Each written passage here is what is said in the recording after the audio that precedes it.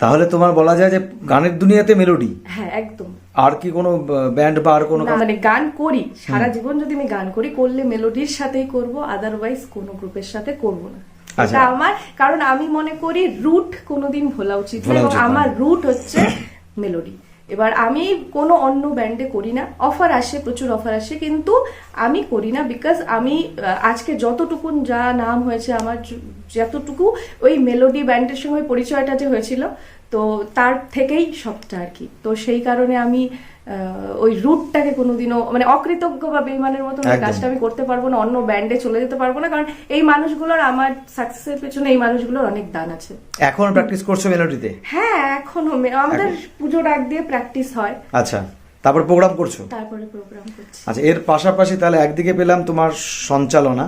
আচ্ছা, আরেকটা প্রসঙ্গত, এটা তোমার কাছ থেকে ব্যক্তিগত জানতে চাইবো।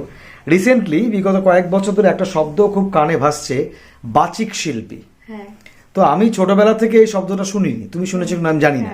হ্যাঁ, ভালো কথা বলতে পারে, ভালো সংলাপ বলতে পারে, ভালো নাটক করতে পারে, এগুলো জানি। বাচিক শিল্পী কথাটা হয়তো আমার সেটা অপারগতা যে আমি যা শুনিনি।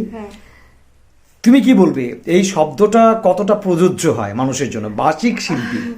আমি তর্কের বিষয়ে যেতেই চাচ্ছি না, আমিও খুব নতুনই শুনছি আর কি বাচিক শিল্পী। ওই যারা আবৃত্তির সঙ্গে বা রিসাইটেশনের সঙ্গে যুক্ত তাদেরকে বাচিক শিল্পী বলে।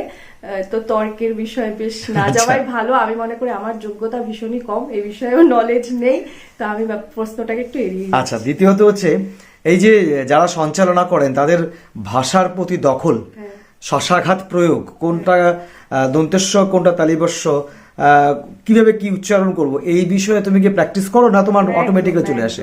একদম, আমি কোনো প্র্যাকটিসই করি না। আমি প্রোগ্রামে যাই, ইনফ্যাক্ট হয়তো বললে কেউ বিশ্বাস করবে না যে আমি প্রোগ্রামে যাওয়ার আগে জানি না, আমাকে যারা ইভেন্ট কন্ট্যাক্ট করে আমি জানিও না কোন মানে হাউসের প্রোগ্রাম আছে।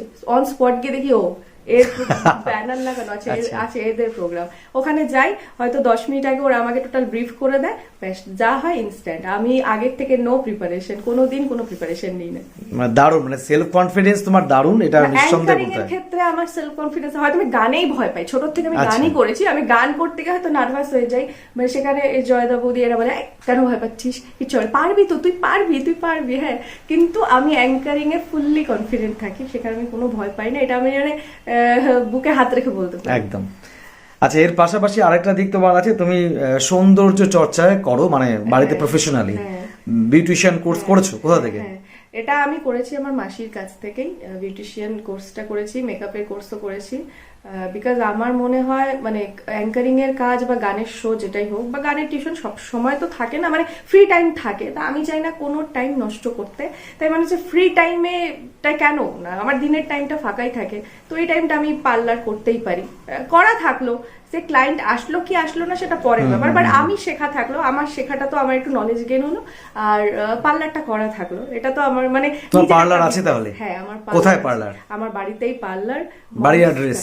বাড়ির অ্যাড্রেস হচ্ছে ডাঙ্গাপাড়া, নিয়ার চ্যালেঞ্জ ক্লাব, ওখানেই আমার পার্লার আর কি। পার্লারের নাম? পার্লারের নাম আমি আমার মার নামে করেছি, মমস টাচ, যার একটা মানে আছে মায়ের ছোঁয়া। তো আমার লাইফে মার সাপোর্ট ছাড়া আমি কিচ্ছু করতে পারতাম না, মা আমার সঙ্গে ভীষণভাবে কানেক্টেড, তো আমি সেই কারণেই মায়ের নামেই ওই মিনিংটাকে রেখেছি, mom's touch beauty mom's touch salon and makeover, এটা হচ্ছে আমার পার্লার। আর এমনি বাড়িতে যারা ম্যারেজ সেরেমনি উপলক্ষে ডাকলে তুমি যাও, করো? ম্যারেজ প্রোগ্রামটা মানে ম্যারেজে কি মেকআপের কথা বলছি? হ্যাঁ, বাড়িতে এখন অব্দি যাদেরকে সাজিয়েছি তারা সবাই আমার বাড়িতে এসেই সেজেছে। আর না, যদি কোনো ম্যারেজ প্রোগ্রামে যাও? হ্যাঁ, যাবো। অ্যাকচুয়ালি বাড়িতে গিয়ে চেয়ারটা থাকে তো সাজাতে সুবিধা হয়, আর আমি যদি গিয়ে সাথে চেয়ারটার মধ্যে মানে সেই সেটআপটা পাচ্ছ না তুমি। হ্যাঁ, মানে পার্লারে তুমি বাড়িতেই করছো? হ্যাঁ। আচ্ছা, এর আর সঙ্গে রিসেন্টলি একটা বুটিকের সঙ্গে তুমি যুক্ত হয়েছে শুনলাম, সেটা একটু সাইডে আছে। আচ্ছা। আর মানে তার মানে বলা যেতে পারে যে রিয়া টোটালি নিজেকে এঙ্গেজ করে রেখেছে সম্পূর্ণরূপে। আচ্ছা, এবার এই যে মেয়েদের কথা বলা হয় বারবার আজকের দুনিয়াতে, যে মেয়েদের স্বাবলম্বী হওয়াটা কতটা জরুরি তুমি বলে মনে করো? ভীষণভাবে দরকার একটা মেয়ের স্বাবলম্বী হওয়া। তার কারণ আমরা মেয়েরা সবারই ঘরে একটাই মেয়ে থাকে, দুটোও মেয়ে থাকে, সে প্রসঙ্গে যাচ্ছি না, কিন্তু বাবা মা অনেক আদর করে যত্ন করে বড় করে।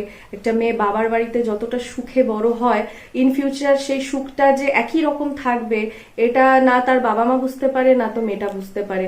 এবং সেক্ষেত্রে যখন মেয়েটা পরবর্তীতে বৈবাহিক জীবনে আবদ্ধ হয়, তখন কোনো মেয়ে হ্যাপি হয় যারা খুব ভাগ্যবতী, কিন্তু কোনো কোনো মেয়ের একটা জীবনটাই একটা সংগ্রাম হয়ে যায়। সেক্ষেত্রে আমার মনে হয় যে মেয়েদের সেলফ ডিপেন্ড হওয়া ভীষণভাবে দরকার। মানে আমি তো এটা ভীষণভাবে বিশ্বাস করি, মানে প্রত্যেকটা মেয়ের আগে নিজের পায়ে দাঁড়ানো উচিত, তারপর বিয়ে করা উচিত। আচ্ছা, কারণ এখন কোনো মেয়েই মানে বাবা মা শিক্ষা দেয়, বড় করে তোলে, অনেক কষ্ট করে, একটা ছেলে হোক বা মেয়েকে হোক বড় করতে অনেক কষ্ট করে, তারপর সেই মেয়েটা যখন কারো পায়ের তলে পিষে পড়ে থাকবে, সেই যুগটা আর নেই। যুগটা পরিবর্তিত, মেয়েরা স্বাবলম্বী হয়ে উঠছে। তার উদাহরণ মেয়েরা মহাকাশে পাড়ি দিচ্ছে। একদম, মেয়েরা মহাকাশে পাড়ি দিচ্ছে এবং সেখান থেকে বহাল তবিতে ফিরেও আসছে আজকে। আর তাছাড়া আমাদের দেশ রাজ্য সবই তো মেয়েদের দ্বারা চালিয়েছেন বা চালাচ্ছেন, এটা হ্যাটস অফ যে যাই বলুক। মেয়েরা অনেক এগিয়েছে, মেয়েরা মহাকাশে পাড়ি দিচ্ছে, কিন্তু মেয়েদের সম্মান বা মেয়েদের সিকিউরিটি সেই হয়তো পৌরাণিক যুগেই পড়ে আছে, সেই বিষয়ে কোনো উন্নতি হয়নি। এখনো মেয়েরা অবহেলিত, লাঞ্ছিত। মেয়েরা সমস্ত সমাজে যা যা আর কি খারাপ ঘটনা ঘটা যায় সেই সবকিছু মেয়েরাই শিকার হচ্ছে। সেই অবস্থায় মেয়েদের অবস্থার পরিবর্তন হয়নি, আমার মনে হয় আরো খারাপ হয়ে যাচ্ছে যতদিন যাচ্ছে। তো এই ব্যাপারটাকে নিয়ে কি, মানে তোমার বার্তা কি, মানে কি করলে সম্ভব হতে পারে বলো? না মেয়েদের সিকিউরিটি মেয়েরাকে নিজের হাতে নেবে? মেয়েরা আমার মনে হয় এখন না মেয়েদের মানে সিকিউরিটি জিনিসটা, এখন যদি 5টা ছেলে মিলে একটা মেয়েকে অ্যাটাক করে, এর প্রথমত বলে সিকিউরিটি কথাটাই কিন্তু খুব বাজে কথা। কারণ আমি তো সিকিউর থাকবো সমাজের মধ্যে, তা আমি কেন নিজের সিকিউরিটির কথা ভাবতে যাবো এক্সট্রা করে? কিন্তু সমাজ যে জায়গায় দাঁড়িয়ে আছে সেই জায়গা তো ভাবতে হচ্ছে আজকের দিনে। আমার মনে হয় সেলফ প্রোটেকশনের কথা যদি আমি ভাবি, আমার প্রত্যেকটা মেয়েকে এখন এটাই বলা উচিত। আমারও একটা মেয়ে আছে 9 বছর বয়স, আমার মনে হয় মার্শাল আর্ট ভীষণভাবে শেখা দরকার প্রত্যেকটা মেয়ের। আমার মনে হয় অন্য কোনো কিছু না শিখে এখন সবার আগে যদি আমরা সেলফ প্রোটেকশন নিজে করতে চাই, তাহলে মার্শাল আর্টটা ভীষণভাবে শেখা দরকার। যাতে, কারণ রাত বিরাতে অনেক মেয়ে বাইরে চাকরি করে, তাদের নাইট ডিউটি পড়ে, তাদের রাত বিরাতে বাড়ি থেকে ফিরতে হয়। তো আমার মনে হয় এই ব্যাপারটা যদি আমাদের কিছুটা গ্রিপে থাকে, আমরা নিজেকে প্রোটেক্ট করতে পারবো, অর্থাৎ মানে শেষ লড়াইটা অব্দি লড়তে পারবো। আর একটা বিষয় এখানে গুরুত্বপূর্ণ, সেটা হচ্ছে যে সাহস। মানে মার্শাল আর্ট শিখলো মেয়েদের সাহস, তোমার সাহসিকতাকে আমি কুর্নিশ করি, তো সেই সাহসিকতাটাও অর্জন করা দরকার আমার মনে হয় সেই জায়গা থেকে দাঁড়িয়ে। আর এখানে একটা প্রশ্ন থেকে যাচ্ছে যে আজকের যে দুনিয়া, তোমার মেয়ে বড় হচ্ছে, আমার ছেলেও আছে, ছেলে মেয়েরা বড় হচ্ছে, আজকে নতুন জেনারেশন, তারা চাকরির জন্য আমরা সবাই হা পিত্তিস করে বসে আছি, কেউ পাচ্ছি কেউ পাচ্ছি না, বেশিরভাগই পাচ্ছি না। তো সেই ক্ষেত্রে তোমার বার্তাটা কি?